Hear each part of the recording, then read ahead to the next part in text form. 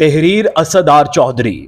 کشمیر ایک ایسی سرزمین ہے جو خوبصورتی سے تو مالا مال ہے، لیکن یہ ہمیشہ کبھی حملہ آوروں تو کبھی بیرونی قابض لوگوں کے زیر عتاب رہی۔ کشمیر کا مسئلہ آج بھی ویسے ہی ہے جیسے برسوں پہلے اس کے ساتھ سلوک کیا جاتا تھا۔ اکثر یہ کہا جاتا ہے کہ کشمیر کو 75 لاکھ روپے میں بیچ دیا گیا تھا۔ فروخت ان کے مظالم اور پھر جموں اور کشمیر کی شاہی ریاست کے قیام کی ہے۔ کشمیر کن شرائط پر بکا اور اس کے کشمیریوں پر کیا اثرات پڑے، یہ سب سمجھنے کے لیے یہ جاننا اہم ہے کہ کشمیر کی تاریخ حملہ آوروں سے بھری ہوئی ہے۔ انڈیا کی طرف جانے والے حملہ آور بھی کشمیر کے راستے ہی ہندوستان پہنچتے تھے، جن میں 326 قبل مسیح میں میسیڈونیا سے آنے والے سکندر اور سائتھنز جیسے کچھ وسطی ایشیائی قبیلے بھی شامل تھے۔ کشمیریوں نے کئی صدیاں پانڈو، موریہ، کوشان، گوناندیا، کرکوٹا، اتپالا اور لوہارا جیسے بیرونی حکمرانوں کے تحت گزاری۔ کشمیر کی تاریخ کو عام طور پر 4 ادوار میں تقسیم کیا جاتا ہے: ہندو راجاؤں کا قدیم دور، کشمیری مسلمانوں کا دور جنہیں سلاطین کشمیر کہا جاتا ہے، مغل دور جسے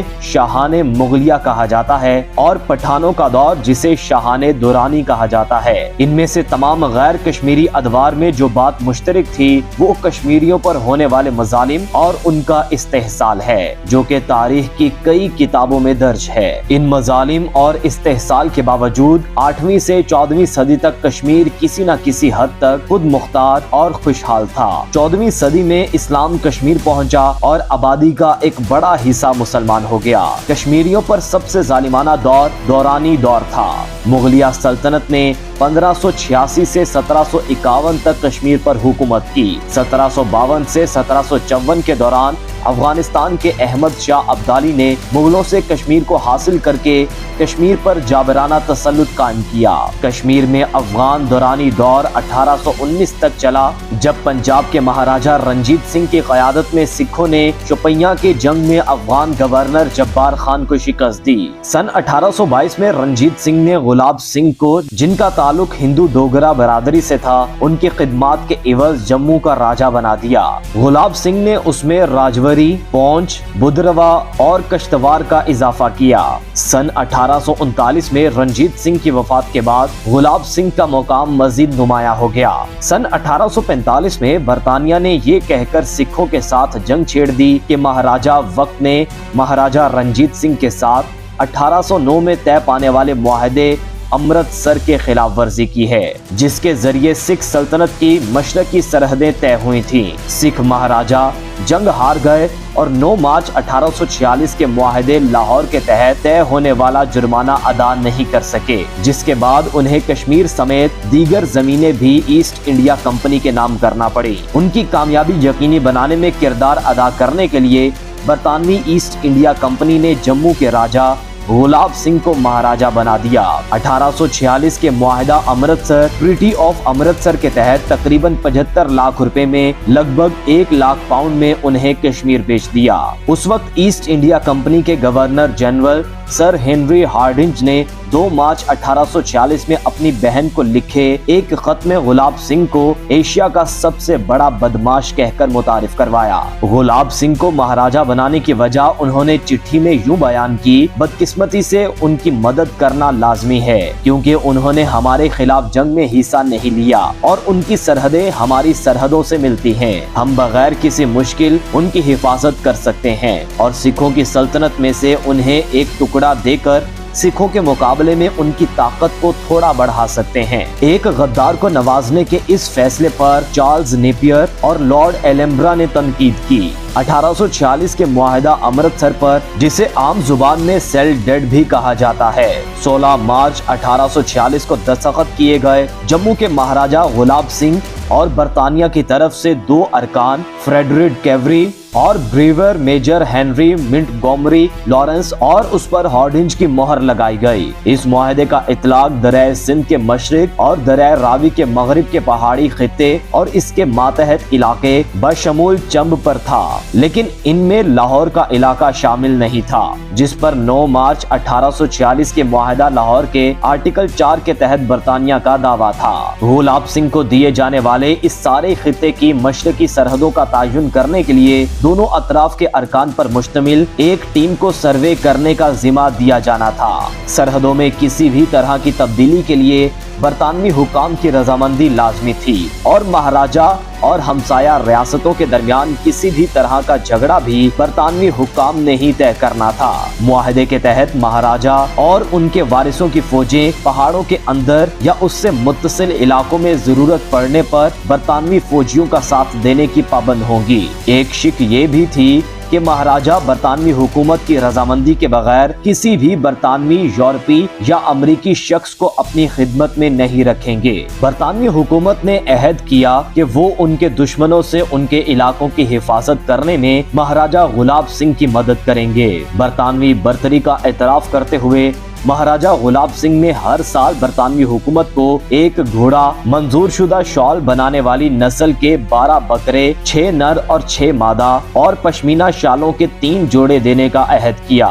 सन 1846 का मुआहदा अमृतसर हिंदुस्तान के दीगर खुद मुख्तार शाही रियासतों या राजवड़ों के साथ किए जाने वाले मुआहदे से बहुत मुख्तलिफ था, क्योंकि इसमें एक बरतानवी रेजिडेंट की तैनाती के बारे में कोई शिक नहीं थी। ये मुआहदा कश्मीर में डोगरा हुकूमत मजबूत करने की तरफ पहला कदम था। इस तरह जम्मू कश्मीर की नई रियासत बरतानवी साम्राज्य के हिंदुस्तान में एक खुद मुख्तार शाही रियासत के तौर पर शामिल हो गई। सियासी इंतजामिया के लिहाज से इसका मतलब ये था कि इंडिया का वाइस राय कश्मीर का हाकिम नहीं था। तमाम दाखिली अमूर महाराजा के मातहत थे और बरतानवी ताज का एक सियासी या पॉलिटिकल एजेंट तमाम दिफाई और खारजा अमूर की निगरानी करता था। चूँकि बरतानवी हुकूमत को माउंट अथॉरिटी का दर्जा हासिल था। सन 1857 की बगावत के बाद, जिसे हिंदुस्तान की आजादी की पहली जंग भी कहा जाता है, बरतानिया ने कुछ दीगर हुकूक भी इन रियासतों को मुंतकिल कर दिए। ऐसा तब हुआ जब बरतानिया की मलिका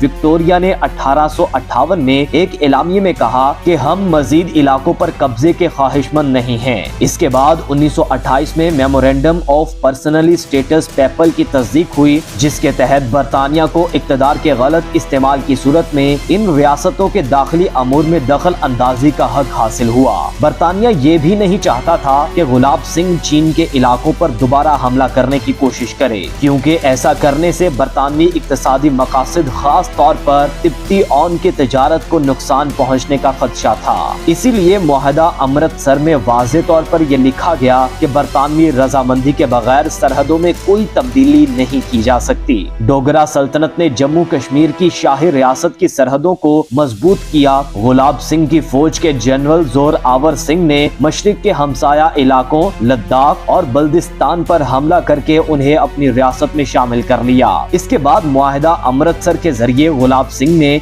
1846 में कश्मीर को हासिल कर लिया। इसके अलावा पोंच का इलाका भी गुलाब सिंह के ज़ेरे इंतजाम था। पोंच दरअसल गुलाब सिंह के छोटे भाई देहान सिंह को महाराजा रंजीत सिंह से बतौर जागीर अता हुआ था। ये तमाम इलाके जम्मू कश्मीर की शाही रियासत का हिस्सा बन गए। पोंच एक मुस्लिम अक्सरियती इलाका था और वहाँ के रिहायशियों और डोगरा हुकाम के दरमियान 1830 की दहाई में कई झड़पें हुई। ताहम गुलाब सिंह ने ताकत का इस्तेमाल करके इन इब्तदाई बगावतों को कुचल दिया। सन 1843 में देहान सिंह की वफात के बाद गुलाब सिंह पोंच, भुम्बर और मीरपुर को अपनी मलकियत समझने लगे। ताहम कभी भी इन इलाकों को कंट्रोल नहीं कर पाए। मुआहदा अमृतसर के तहत कश्मीर के साथ साथ गिलगित एजेंसी को भी बेचा गया था। ताहम डोगरा सल्तनत कभी भी इस पर मुअस्सर हुक्मरानी कायम करने में कामयाब ना हो सकी। सन 1852 में एक कबायली बगावत के बाद वहाँ डोगरा हुक्मरानी पूरी तरह खत्म हो गई। ताहम 1860 में महाराजा रणबीर सिंह गुलाब सिंह के बेटे ने गिलगित पर दोबारा कब्जा कर लिया। फिर सन 1936 में महाराजा हरि सिंह ने पोंच पर कब्जा कर लिया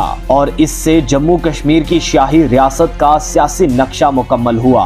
زمین پر قبضے اور سرحدوں کو مضبوط کرنے کے ساتھ ساتھ ڈوگرا حکمرانوں نے قانون سازی کر کے سن 1939 کے جموں کشمیر آئین ایکٹ کا نقشہ بنا کر اپنی فوج قائم کر کے اور کئی معاہدوں کے ذریعے بھی اپنی طاقت کو مضبوط کیا۔ گلاب سنگھ اور ان کی ڈوگرا سلطنت نے 100 سے زیادہ برس کشمیر پر حکومت کی۔ یہ ایک بادشاہت پر مبنی نظام تھا جس میں لوگوں پر بہت ظلم ہوئے۔ معاہدہ امرتسر پر اس وقت بھی سخت تنقید ہوئی، اس وجہ سے بھی کہ وہ 75 لاکھ جس کے عوض کشمیر گلاب سنگھ کو ملا، اس کی وصولی کے لیے عام کشمیریوں پر بہت بھاری ٹیکس لگایا گیا۔ خود برطانیہ میں اس پر تنقید ہوئی اور یہ کہا گیا کہ کشمیریوں کو بیچ کر مہاراجا کا غلام بنا دیا گیا ہے۔ رابرٹ تھروپ نے، جو کہ ہندوستان میں برطانوی فوج کے ایک آفیسر تھے، لکھا کہ یہ اتنی بڑی ناانصافی ہے کہ اس سے جدید تہذیب کی روح کی نفی ہوتی ہے اور اس مذہب کے ہر اصول کے بالکل الٹ ہے جس کے پیروکار ہونے کا ہم دعویٰ کرتے ہیں۔ ڈاکٹر ایمنسلی ایک مشنری ڈاکٹر تھے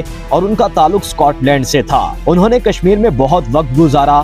انہوں نے لکھا کہ لوگوں کا شرمناک استحصال ہم انگریزوں کے لیے شرمناک ہے کیونکہ ہم نے اس ملک کو اس کے موجودہ ظالم حکمرانوں کو بیچ دیا، ہزاروں جیتے جاگتے انسانوں کے ساتھ جنہیں ہم نے دائمی غلام بنا دیا۔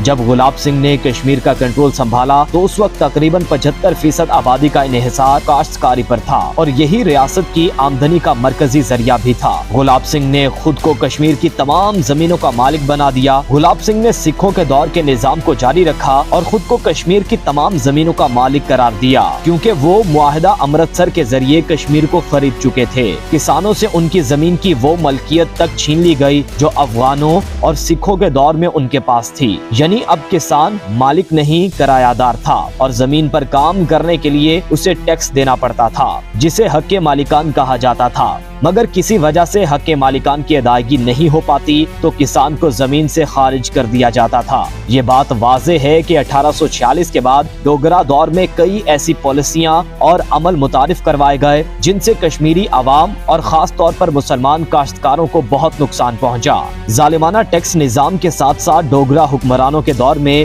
بیگار یعنی بنا معاوضے کے جبری مزدوری ایک بدنام زمانہ پالیسی تھی۔ حالانکہ کشمیر میں بیگار 19ویں صدی کی دین نہیں تھی، تاہم اسے جس طرح انتظامی اور اقتصادی ڈھانچے کا حصہ بنایا گیا وہ اس سے پہلے کبھی نہیں ہوا تھا۔ اس سب کے باوجود یہ بھی سچ ہے کہ اس دوران کاشتکاری کے شعبے میں کچھ اصلاحات بھی کی گئیں۔ سن 1902 میں محکمہ زراعت کا قیام کیا گیا اور پھر 1919 اور 1920 کے دوران حکومت نے زرعی ترقیاتی بورڈ کی تشکیل کی۔ سن 1920 میں ہر طرح کے بیگار کے نظام کو ختم کر دیا گیا جس سے ان کسانوں کو کچھ راحت ملی جو اکثر کھیتوں میں کام کرنے کے بجائے دور افتادہ علاقوں اور دشوار گزار پہاڑوں پر سامان بیچنے کے لیے زبردستی بھیج دیے جاتے تھے۔ سن 1930 میں جاگیرداروں کو اجناس میں ٹیکس دینے کے نظام اور اس کی وجہ سے ہونے والے استحصال کے خلاف کاشتکاروں کا احتجاج شروع ہوا۔ حکومت نے مسئلے کے حل کے لیے ایک جاگیردار کمیٹی بنائی، تاہم اس کے تمام ارکان خود جاگیردار تھے۔ کمیٹی نے جاگیر میں کرایہ داروں کے حقوق اور جاگیرداروں کے حقوق اور فرائض وضع کیے۔ کمیٹی نے یہ سفارش بھی کی کہ محصولات کو اجناس کی جگہ نقد کی شکل میں وصول کیا جائے اور اس کی وجہ سے جاگیرداروں کو ہونے والے ممکنہ نقصان کا ازالہ انہیں کئی جاگیریں دے کر کیا جائے۔ ان سفارشات کو حکومت نے تسلیم کر لیا، تاہم زرعی شعبے میں اس تبدیلی کا غلط فائدہ اٹھایا گیا جس کی وجہ سے کاشتکاروں کا فائدہ ہونے کی بجائے ان کے حالات مزید بگڑ گئے۔ جاگیرداروں نے اکثر نقصان دکھا کر نئی جاگیریں حاصل کر لیں۔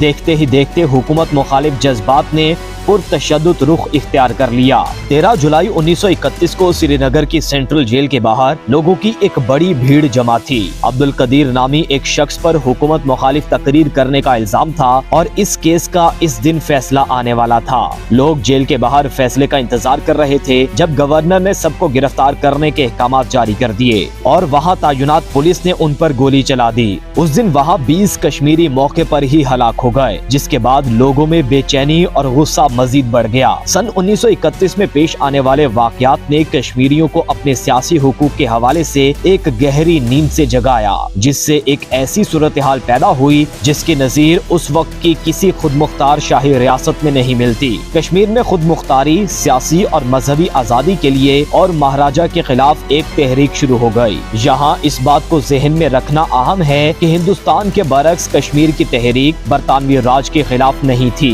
کشمیر کی تحریک ایک مسلمان اکثریتی آبادی پر ہندو ڈوگرا حکمرانوں کے مظالم کا نتیجہ تھی۔ اس کا ایک پہلو یہ بھی تھا کہ ڈوگرا حکمرانوں نے ہندو پنڈتوں کے ایک بااثر طبقے کو کافی مراعات دے رکھی تھی۔ سن 1944 میں نیشنل کانفرنس نے اپنے سالانہ اجلاس میں نیا منشور کشمیر جاری کیا۔ اس منشور میں کشمیر کے لیے آئین سازی کے ساتھ ساتھ ایک قومی اقتصادی منصوبہ بھی تھا۔ اس میں شہریت، قومی اسمبلی، کابینہ، قومی زبان، بنیادی حقوق کی ضمانت جن میں آزادی اظہار اور میڈیا کی آزادی بھی شامل تھے، اور نظام انصاف جیسے موضوعات کی وضاحت کی گئی تھی۔ یہ منشور مہاراجہ کو پیش کیا گیا اور وہ 2 اکتوبر 1944 کو اسمبلی میں ڈائی آرکی یعنی 2 خود مختار نظاموں کے ذریعے حکومت پر رضامند ہو گئے۔ 1946 میں شیخ محمد عبداللہ نے اپنی ایک تقریر میں مہاراجہ کی بالادستی کو چیلنج کیا اور ان کے خلاف کوئٹ کشمیر یعنی کشمیر چھوڑ تحریک کا آغاز کیا۔